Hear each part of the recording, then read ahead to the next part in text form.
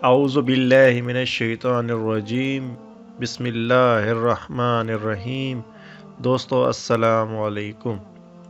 हज़रत इमाम जाफ़िर सादिक रज़ी अल्लाह ताला अन्हो ने जानवरों के बारे में एक हैरान कर देने वाली बात बताई।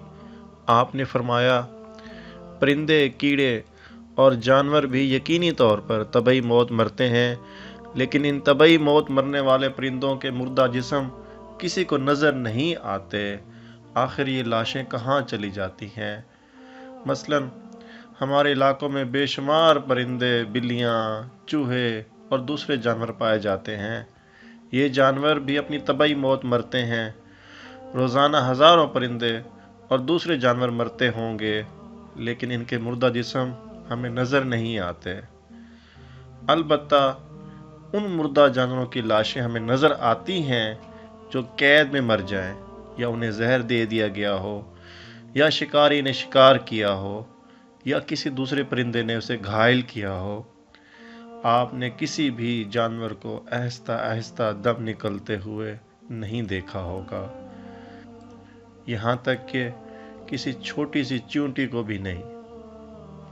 हज़रत इमाम जाफ़िर सादिक ने फरमाया, ये मुर्दा अजसाम तुम्हें इसलिए नज़र नहीं आते कि चौपायों, परिंदों और दूसरे जानवरों को अपनी मौत का इल्म अल्लाह ताला की तरफ से पहले ही हो जाता है। वो इस मुकर्ररा वक्त से पहले पहले पहाड़ों की गारों, खूहों, दरख्तों के खोखले तनों, ज़मीन के सुराखों या गहरे गड्ढों में जाकर बैठ जाते हैं और वहीं मर जाते हैं। ये अल्लाह का निज़ाम है, जिसकी वजह से आज इंसान सुकून से सांस ले रहा है। वरना अगर बाकी जानवरों, कीड़ों को छोड़कर सिर्फ परिंदों को ले लिया जाए तो एक अंदाजे के मुताबिक दुनिया में इस वक्त परिंदों की तादाद 700 अरब है। अगर ये परिंदे सरेआम तभी मौत मरना शुरू हो जाते तो ज़मीन पर कदम रखने तक की जगह ना मिलती।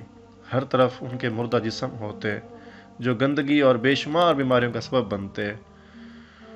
तो बेशक अल्लाह ने सच फरमाया, और तुम अपने परवरदिगार की कौन कौन सी नेमतों को झुठलाओगे।